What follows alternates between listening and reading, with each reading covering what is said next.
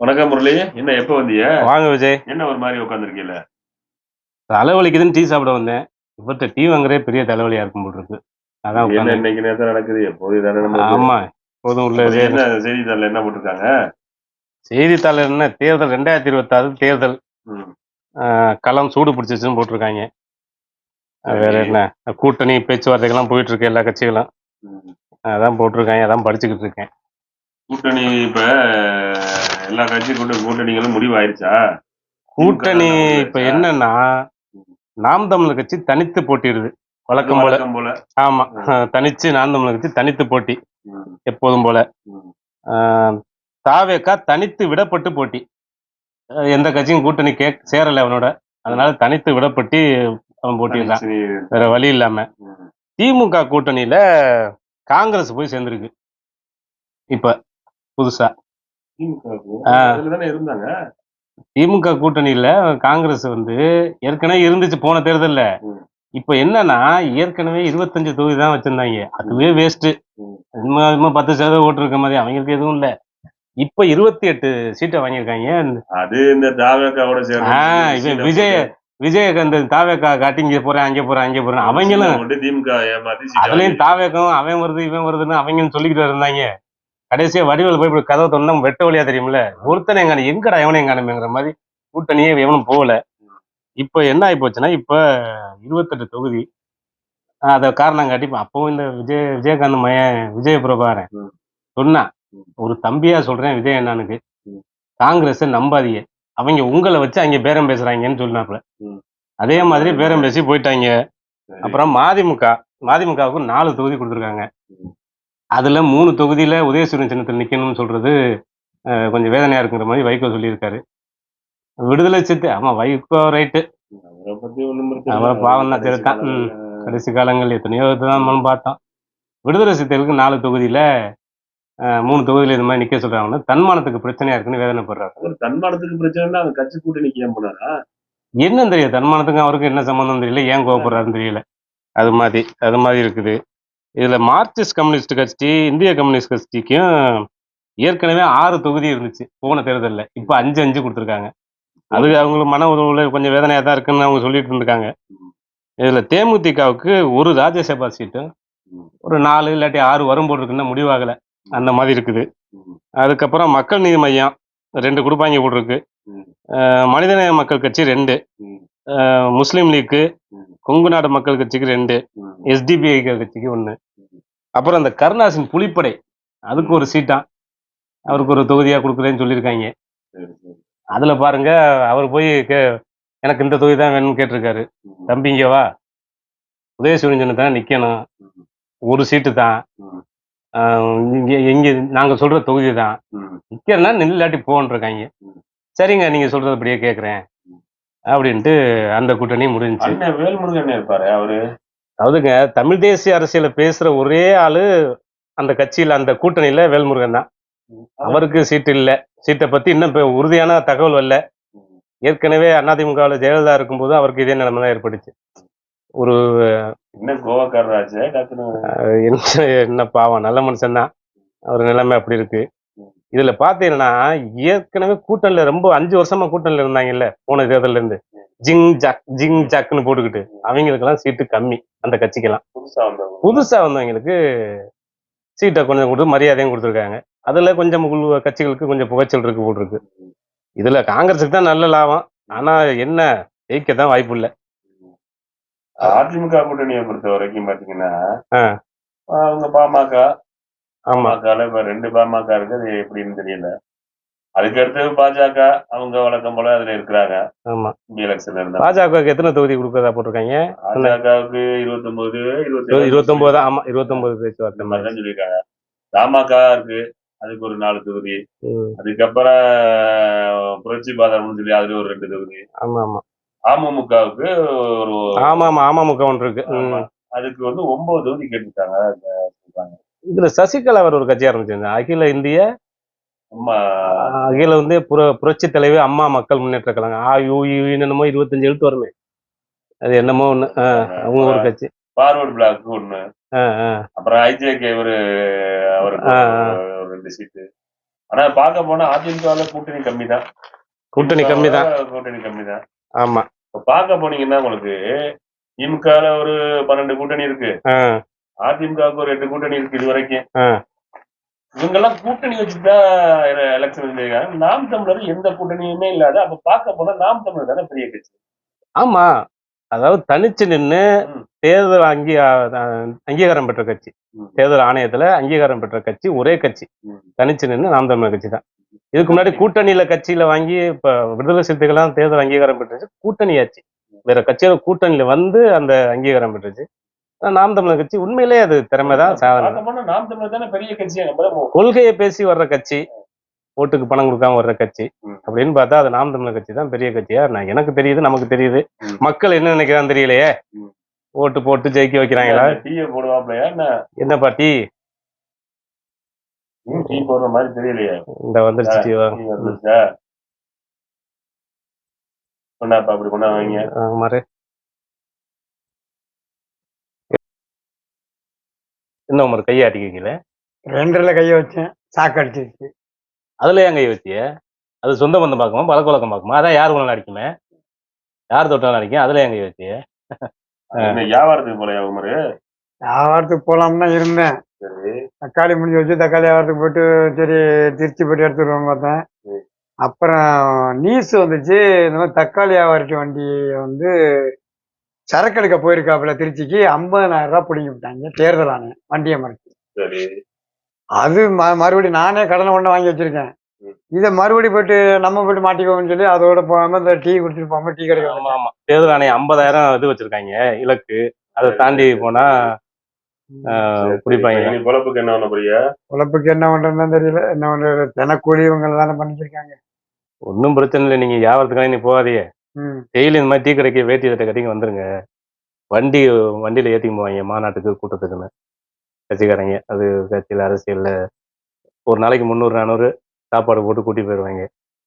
என்ன இப்படி சோறு திங்கிறதுக்கு இவ்வளவு மானங்கடை வண்டி இருக்குன்னா இந்த டாடா ஏஸ்ல இதுல ஆடு மாடு ஏற்ற மாதிரி ஏற்றிக்கு. ஆமா, பெண்களே ஏற்றிக்கு போறாங்க, ஆடு மாடு ஏற்றிக்கு போற மாதிரி டாடா ஏஸ்ல அவங்களும் ஏறி போறாங்க. இந்த காசுக்கு அது ஒரு மான மரியாதை தேர்தல் ஆணையம்லாம் அவங்க போயிருவாங்க ஊருக்கு. அதுக்கப்புறம் ஓட்டுக்கு காசும் கொடுப்பாங்க, குடும்பத்துக்கு 500-1000 கொடுப்பாங்க. அந்த அப்படியே ஓட்டிடலாம். தேர்தலில் நல்ல செலவு பண்ணிடலாம், வேலைக்கு போக வேணாம், நீங்க வியாபாரத்துக்கெல்லாம் போக வேணாம், தேர்தல் முடிஞ்சோடனே போங்க, அதான் சரி. இல்லாட்டி இருக்க காசையும் பிடிங்கிட்டு விட்டுருவாங்க. நீங்க இது செட் ஆகாது. இது கேட்க மறந்துட்டேன், சீமான் ஏதோ தேர்தல் வாக்குறுதி கொடுத்திருந்ததா? அது என்ன தேர்தல் அறிக்கை? அது தேர்தல் அறிக்கை இல்ல, தேர்தல் செயல்பாட்டு வரைவு. அது என்ன தேர்தல் அறிக்கைம்பாங்க, தேர்தல் வாக்குறுதின்னு சொல்லுவாங்க. இது செயல்பாட்டு வரைவுனா எனக்கு புரியலையே. செயல்பாட்டு வரைவுனா இப்ப தேர்தல் அறிக்கைனா நாங்க வந்து பெண்களுக்கு, மகளிருக்கு, குடும்பத்தில் உள்ள மகளிருக்கு 2000 கொடுப்போம், 2500 கொடுப்போம், அப்புறம் வந்து இந்த மோதிரம் கொடுப்போம், அண்ணன் சீரு அப்படின்னு கதையா அடிச்சு விடுறது. அப்போ வருஷம் தேர்தல் அறிக்கைன்னு சொல்லி சில நேரம் இந்த இது கச்சத்தீவு மீட்பம்லாம் தொடர்ச்சியா இருக்கும். நீங்க தேர்தல் அறிக்கையில பார்த்துருப்போம் நம்ம. அது மாதிரி அடிச்சு விட்டு பேசாம இருக்குது, அதுக்கு பேர் தேர்தல் அறிக்கை. அது எப்படி பண்ண போறோம் என்னங்கிறதெல்லாம் அது யாரும் கேட்க போறது இல்லை. தேர்தல் செயல்பாட்டு வரைவுங்கிறது நம்ம அண்ணன் சீமான் வந்து 2016 வெளியிட்டார். அதாவது கல்வி அப்படின்னா எப்படி இருக்கும், இப்ப எங்களோட கல்வியில அரும்பு மொட்டு மலர் அப்படிதான் ஆரம்பம், அந்த ஆரம்ப கல்வி அப்படிதான் இருக்கும் அப்படின்னு சொல்லி ஒரு பின்லாந்து, நம்ம தென்கொரியா, சிங்கப்பூர் இந்த நாடுகள்ல எப்படி கல்வி இருக்கு அது மாதிரி எப்படியும் படங்களோட வரையறுத்து இதெல்லாம் செய்ய போறோம், இப்படி எல்லாம் பண்ணுவோம், நீர் மேலாண்மை எப்படி பண்ணுவோம், அந்த தற்சார்பு பொருளாதாரத்துக்கு என்ன பண்ணுவோம். இப்போ வந்து இன்னைக்கு வெளியிட்டு இருக்காரு செயல்பாட்டு வரைவு. அதுல வந்து 5 தலைநகரங்களை உருவாக்குவோம் இங்க அப்படின்னு போட்டிருக்காரு. தமிழ்நாட்டுல 5 தலைநகரங்களை உருவாக்குவோம் அப்படின்னு, எப்படி உருவாக்குவோம், இது எப்படி பண்ணுவோம் அப்படின்னு சொல்லி எல்லாம் படமா போட்டு ஏற்கனவே இருந்துச்சு 2014. இப்ப வீடியோவா வெளியிட்டு அது விளக்கம் கொடுத்துருக்காரு. உண்மையிலே சிறப்பா இருந்துச்சு. அதுல வந்து தண்ணீர் குடிநீர் விற்பனைக்கல்ல 3 விஷயம் இலவசம். அந்த சீமானோட அந்த தேர்தல் அறிக்கையில, தேர்தல் செயல்பாட்டு வரைவில் மருத்துவம், கல்வி, குடிநீர் இது 3 மட்டும்தான் இலவசம், மற்ற எல்லாமே பணம் தான்.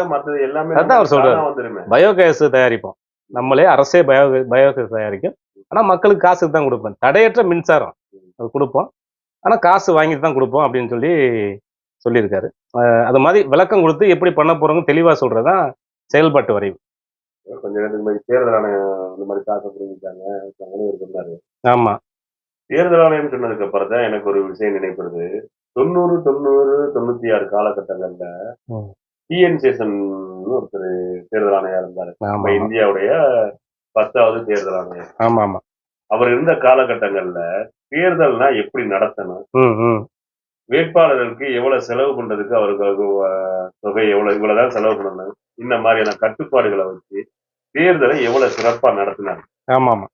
இப்ப அது மாதிரி தேர்தல் ஆணையர் இல்லையா, இல்ல நடத்த முடியாத காலகட்டங்களா, ஏன் அப்படி இருக்கு?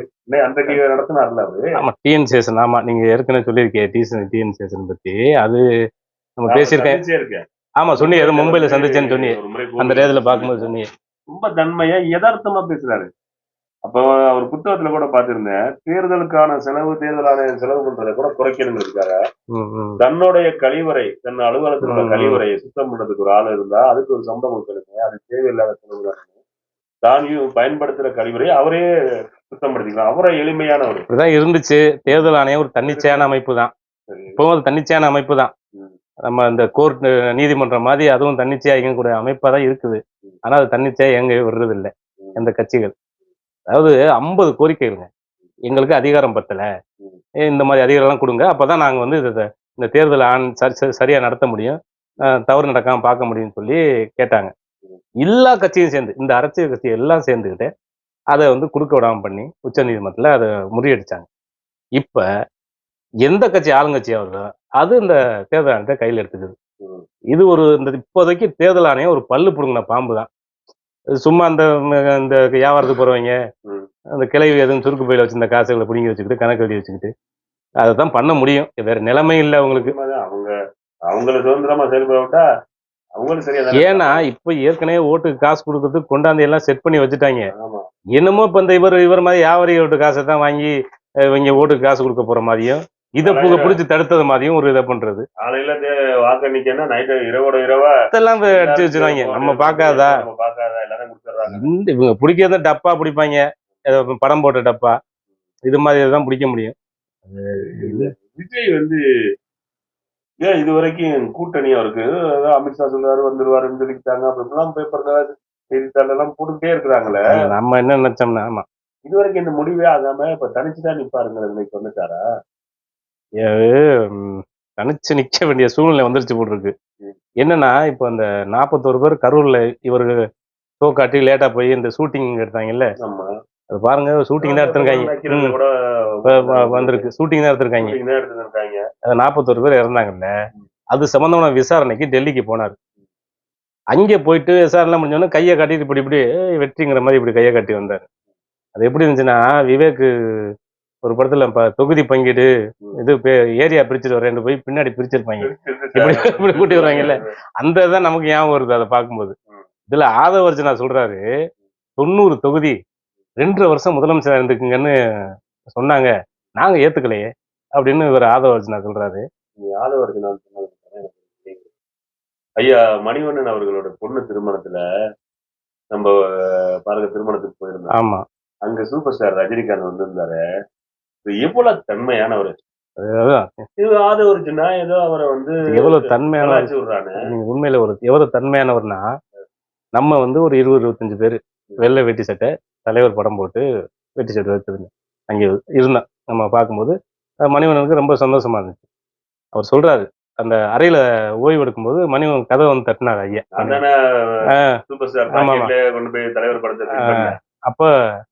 அப்ப வந்து எழுப்பும்போது மணிவண்ணன் சொன்னாரு, உங்களெல்லாம் யாருன்னு கேட்டாரு, இந்த பசங்கள்லாம் யாரு அப்படின்னு ரஜினிகாந்த் கேட்டாரு. புதுக்கோட்டை பசங்க, நம்ம பசங்க தான் சொன்னேன். சூப்பர் சார் அப்படின்னு அவர் சொன்னாரு. இன்னொன்னு, நீங்க யார் சாதாரண ஆளா இருந்தாலும் நீங்க சொல்றத கவனிப்பாருங்க. ஒரு உச்ச நடிகர் ஒரு ரஜினி, அவர் கவனிப்பாரு. தேவையில்லாம இந்த ஆதவர்ஜனா இப்ப எதுக்கு ரஜினியை பத்தி பேசினாருன்னே தெரியல.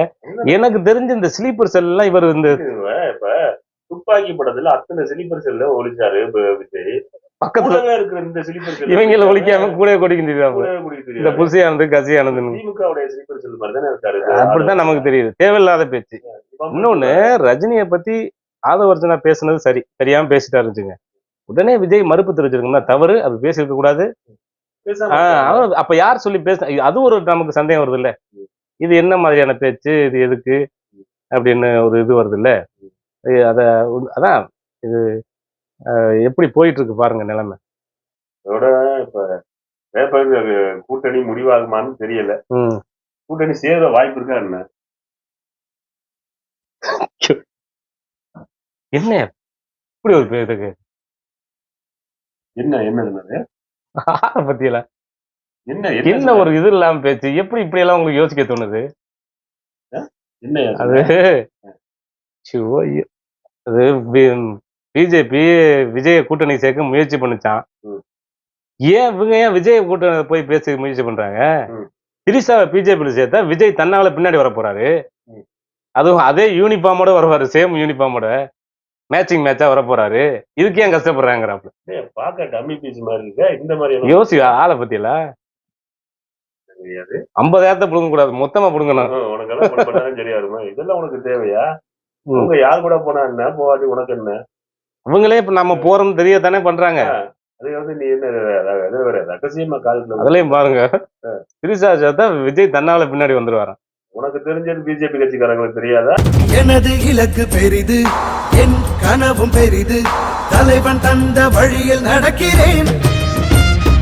முன்னம் தோன்றி நிலத்தில் மூத்த பேரினத்தில் இன்னல் நீங்க ஏறி வருகிறேன்.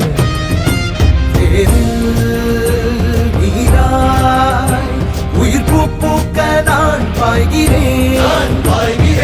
ஒற்றை மகனாக வந்து உற்ற பெருங்கோபம் கொண்டு பற்றும் சுடராக படர்ந்து பெற்றேன் பேரன்பின் உறவு. இனமே வெல்ல, தமிழ் இனமே வெல்ல, ஒரு தீ தீ தீ என்னில் உண்டு.